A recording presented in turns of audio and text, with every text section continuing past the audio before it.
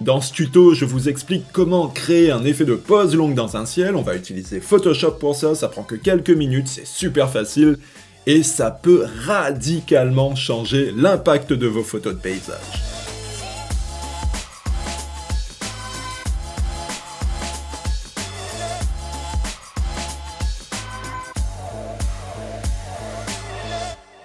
Bienvenue à vous, c'est Julien. Dans cette vidéo, on va faire un petit peu de Photoshop puisque je voulais vous montrer comment je suis passé de cette photo avec un ciel qui n'a à la base rien d'exceptionnel, un ciel banal, hein, et très facilement, je suis arrivé à un ciel beaucoup plus intéressant, lui donnant un rendu beaucoup plus dynamique en fait, et j'ai simulé un effet de pause longue sur les nuages.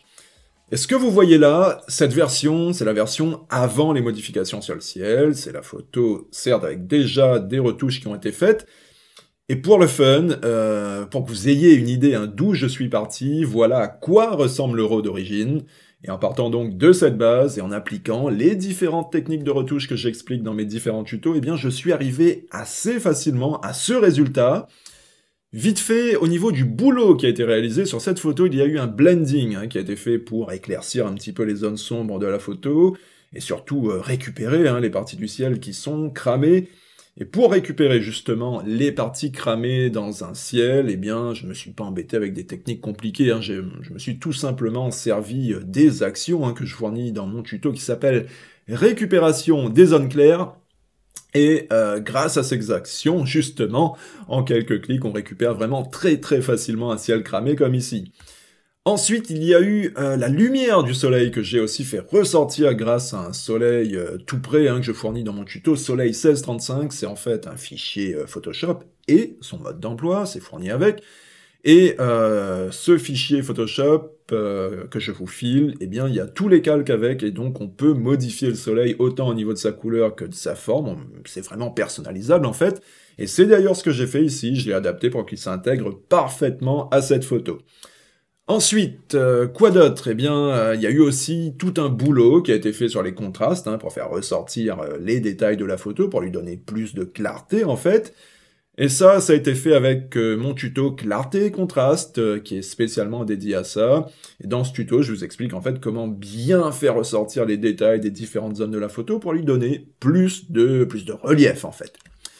Bref, tout ça, ça m'a amené à ce résultat, un résultat qui est sympa dans l'ensemble, je l'aime plutôt bien, mais les nuages dans l'état, ces nuages, je ne les aime pas du tout. Pour moi, ce genre de nuages, c'est ce que j'appelle des pâtés de nuages.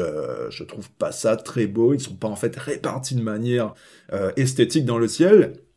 Donc là, il y a deux options possibles. Soit je repars sur le terrain et je retente ma chance au niveau météo, histoire d'avoir mieux, c'est la solution idéale, c'est celle que je préfère, avoir dès la prise de vue la photo au mieux en fait. Mais comme j'ai envie de faire un petit peu de Photoshop aujourd'hui, eh bien je vais vous montrer comment rattraper le coup à partir de cette photo. Et même si là les nuages sont pas top, eh bien c'est pas du tout un souci, on va pouvoir régler ça très facilement, vous allez voir. Donc pour ça, direction Photoshop, et je vous explique comment faire. Alors, notre base de travail, c'est cette photo, on commence déjà par la dupliquer, et c'est sur ce calque qu'on vient de copier qu'on va appliquer l'effet sur le ciel. Donc pour ça, direction les filtres, on va dans flou, et celui qui nous intéresse, c'est flou radial. Alors, la configuration par défaut du filtre flou radial, c'est celle-ci, c'est pas celle qu'il nous faut, puisque là c'est réglé sur rotation, nous ce qu'il nous faut c'est un effet de zoom, donc on va cliquer sur zoom. Pour la qualité, pour le moment on va mettre ça sur brouillon, pour que ça aille plus vite en fait, puisqu'on va devoir faire plusieurs essais, plusieurs tests, et ensuite quand on aura trouvé le bon réglage, là on repassera en qualité maxi. Et enfin, il reste un réglage à ajuster, c'est la valeur en haut. La valeur, ça joue en fait sur l'importance de l'effet de zoom. Donc ici, je vais mettre le réglage au maximum, mais chez vous, faites des tests, puisque ça dépend des situations. Des fois, une valeur un peu plus faible fonctionne mieux. Comme d'habitude, c'est au cas par cas. C'est pas parce que je mets plus 100 qu'il faut forcément mettre plus 100. Faites des tests, mais moi, je vais partir là-dessus. Plus 100. Ok, donc là, je vais valider pour qu'on voit déjà ce que ça donne, cet effet. Et comme prévu, ça nous donne un effet de zoom. Et bien évidemment, là, le résultat dans l'état n'est pas le bon. Moi, je veux que cet effet de zoom parte du soleil, et non pas du centre de la photo comme c'est le cas ici. Donc, j'annule tout ça, et je vais relancer le filtre flou radial. Et une astuce, quand on vient de lancer un filtre comme ça, inutile de repartir dans les filtres pour avoir de nouveau accès au même filtre, on peut tout simplement utiliser le raccourci clavier commande Alt F, et ça nous ramène directement au filtre qu'on vient d'utiliser. Alors, avec ce filtre flou radial, l'inconvénient principal, c'est qu'on n'a pas de prévisualisation en temps réel du filtre, et d'ailleurs, ça serait bien qu'Adobe fasse une petite mise à jour pour ça, puisque c'est super embêtant qu'il n'y ait pas de prévisualisation. Donc, sans prévisualisation, eh bien, on est obligé de faire des tests pour trouver le bon réglage. Et ici, ce que je veux, moi, c'est que le centre du zoom soit calé sur le soleil, et pour ça, il faut cliquer sur l'espèce de prévisualisation des années 80, là, et on déplace le centre vers, grosso modo, là où on estime que pourrait se trouver le soleil si notre photo était carrée, vu que le schéma, il est carré. Donc on va faire un essai comme ça, et voir ce que ça donne. Et là, c'est assez évident, le résultat, c'est pas celui que je cherche. Le centre du zoom qui est à peu près par là, eh bien, n'est pas centré, hein. Donc, j'annule ça, et je repars sur le filtre flou radial. Je déplace un petit peu le centre cette fois, je revalide. Et là, c'est mieux, mais c'est pas encore parfait, puisque moi je veux un placement vraiment nickel, donc je suis obligé de répéter l'opération jusqu'à trouver le bon réglage parfait pour aligner vraiment de manière nickel le centre du zoom avec le soleil. Donc je vais devoir faire quelques essais, et dès que c'est bon, on continue. Et en fait, ici, je ne cherche pas à aligner le zoom avec le soleil que sur son axe vertical, hein. Je veux aussi que ça soit parfaitement centré sur l'axe horizontal pour que les nuages soient en fait bien à l'horizontale, justement au niveau de l'horizon, pour que ça reste logique en fait et cohérent. Et d'ailleurs, comme ça me semble nickel, donc on va partir là-dessus. Donc quand vous avez trouvé le bon positionnement, ce qu'il faut faire, c'est ne surtout pas continuer la retouche tout de suite, puisque, je vous le rappelle, on avait lancé le filtre flou radial en mode brouillon, et c'était juste pour que le rendu se fasse plus vite. Mais maintenant qu'on a trouvé le bon réglage, eh bien ce qu'on va faire, c'est relancer le filtre, mais avec une qualité supérieure, pour avoir vraiment un rendu super propre. Donc j'annule ce résultat, je repars sur le filtre, je change, comme prévu, la qualité pour passer en qualité supérieure, et là, je valide. Ok, donc là maintenant, on est bon. Maintenant, il faut appliquer ce résultat uniquement sur le ciel, et pour ça, c'est super facile, on va se servir d'un masque. Et concernant les masques, justement, si vous n'êtes pas totalement à l'aise avec ça, j'ai fait un tuto spécialement pour expliquer le fonctionnement des masques, c'est celui-ci, il est sur YouTube, donc n'hésitez pas, jetez-y un œil pour être bien sûr de tout comprendre sur les masques. Donc, je vous disais, un masque noir, donc, Alt plus clic sur l'icône de masque pour créer un masque directement en noir. Ça fait donc disparaître l'effet de flou radial, et maintenant, on va faire réapparaître l'effet uniquement sur le ciel avec le pinceau, un pinceau blanc, et là il suffit de donner un coup de pinceau uniquement là où on veut que l'effet réapparaisse.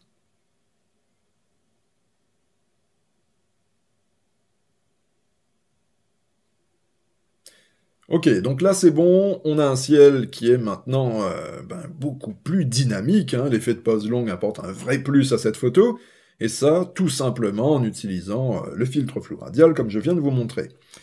Alors, pour ce tuto, on aurait pu s'arrêter là, puisque vous avez vu comment ça fonctionne, mais perso sur cette photo, je trouve quand même que le ciel sur le côté droit est un peu vide, et j'ai pas envie de laisser cette photo comme ça, puisque dans l'idéal, si on avait pu avoir des nuages à droite, eh bien ça aurait été vraiment cool pour le rendu de la photo, mais là on n'a pas de nuages à droite. Mais c'est pas un problème, puisque avec un petit tour de passe-passe, eh bien ça va être super facile d'ajouter des nuages sur le côté droit, puisque des nuages intéressants, on en a, mais sur le côté gauche. Donc, ce qu'on va faire, c'est que ces nuages qui sont là à gauche, eh bien on va les prendre, et on va les ramener à droite, tout simplement. Pour ça, c'est assez simple, déjà on va dupliquer le calque avec l'effet de flou radial, Commande T ensuite pour faire apparaître le cadre de transformation. Je vais inverser la photo maintenant pour que les nuages de gauche se retrouvent sur le côté droit. Et maintenant, il ne me reste plus qu'à tirer sur le côté gauche, histoire que les nuages viennent se positionner en fait de manière cohérente avec le soleil. Donc comme ça me semble ok, donc je valide.